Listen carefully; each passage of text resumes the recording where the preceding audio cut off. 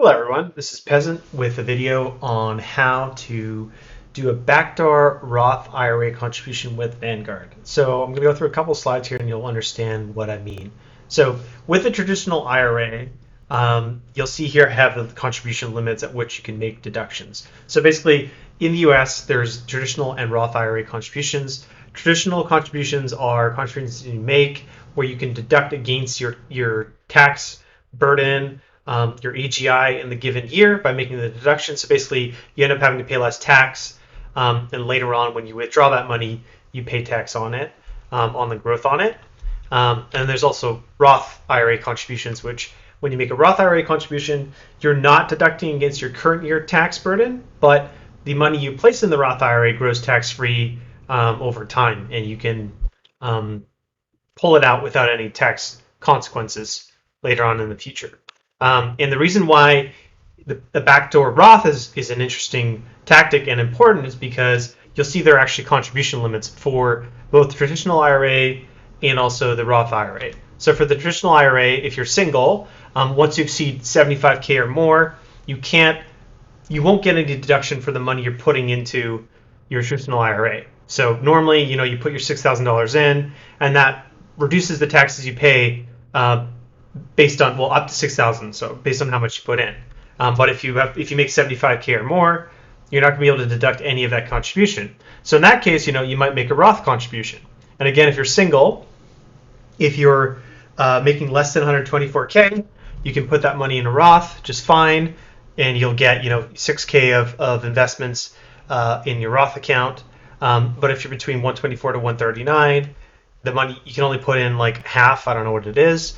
And if you're making over 139, you can't actually put any money in your Roth IRA account directly, which is where we get to the backdoor Roth. So there's something you can do with IRA contributions, which is you can recharacterize them. So if you put money in a traditional IRA account, you can actually recharacterize it into a Roth account. And although there's no deduction allowed if you exceed the limit, you can still put money in but not claim it as deductible. And so what you can do is put money in your traditional IRA account, then recharacterize it as a Roth IRA contribution, and get that Roth IRA contribution for the year that you wouldn't have been able to get otherwise because you exceed the income limits. So that's what the basic kind of premise of the backdoor Roth. A few notes here: if you don't have a traditional IRA account set up or a Roth IRA account, or one or both, you're gonna want to open both those accounts. The process is pretty simple. It's also pretty quick. Basically, just click on that Open Account link from the My Accounts navigation option in the menu, and then once you get to this step, you choose Retirement, and then you choose either Roth IRA, traditional IRA, or both as you open the accounts. But anyways, this is if you did already have an account open. First step you want to take is contribute to your IRA.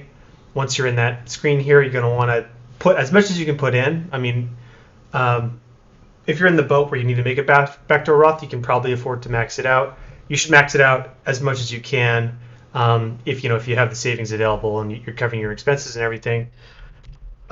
Here we're choosing the Federal Money Market Fund as the type of fund that we're putting the money into. The reason for that is because we're going to go ahead and convert it to a Roth IRA pretty shortly thereafter, and we don't want the money, the investment changing in value significantly if it's in an index fund. Because one, it'll cause a tax consequence if it goes up a bunch. Two, if it drops, it's just kind of a headache. So, putting it in a money market fund means that it's going to be relatively the same value when you pull it out and put it into your Roth account later. You're going to need a bank account set up. If you don't have one set up, it's pretty simple. You just, provide your account number and your routing number. Go ahead and consent to electronic delivery. Or you can get, I think, the prospectus by mail, perhaps, but it'll take a lot longer. It'll give you a confirmation of what you're doing. Go ahead and accept that. You get another confirmation. So at this stage here, we have money we're placing into our traditional IRA account, except that it's not available to trade. So the money hasn't gone in, been settled, and is now available for us to make use of. So if you go ahead and jump to the Convert to a Roth IRA option for that traditional IRA, you'll see that it doesn't have available holdings convert. So you're going to have to check back. For me, it took about a week. Check back and see. And then when it's actually available, you'll be able to go to this page and select Convert all of the amount. And you'll notice that there's actually a link here on your traditional IRA section. This is all under the balances and holdings page where you can click on convert to Roth IRA. So that's what you're going to do. You're going to land on this page. If you waited long enough, you're going to click convert all the account, and then you're going to choose the Roth IRA account to convert it to. Again, if you don't have a Roth IRA account, you're going to have to make one. It should be pretty quick though. With regards to whether you want tax withholdings or not, if you're doing this in a scenario where you don't have any pre-existing traditional IRA accounts, there's not going to be a tax liability. So I chose not to have it withheld because I know there's no tax liability. If you do have traditional IRA accounts that are pre-existing, there's something called the pro rata rule, which basically, even if you make a contribution in the given year that you're not claiming as deductible, when you recharacterize that chunk of money, that's $6,000, it gets irrevocably mixed in with all your other traditional IRA accounts.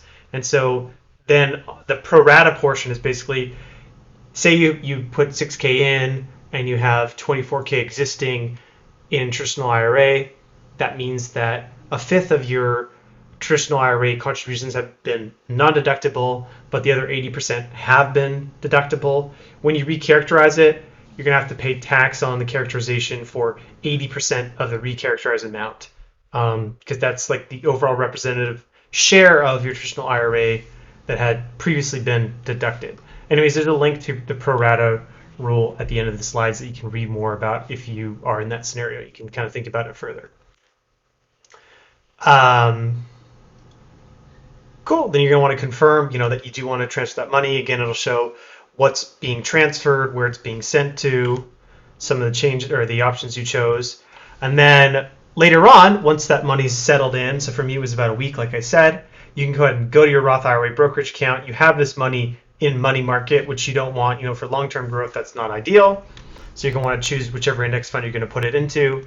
So go to that, navigate to that section where you have your Roth IRA account under brokerage, click on buy Vanguard Funds. And then here you can choose, what funds you want to buy. In this case, I chose Total World Stock Index, which is a mix of the domestic stock market, the U.S. stock market, and all the other equity markets in the world.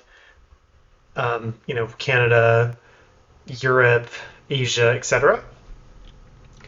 You're going to choose where that money is coming from. You notice here I actually chose the exact amount that was in the money market fund because it had grown a little bit since I shifted the money over. I'm choosing it from my settlement fund. That's where I want to source it from.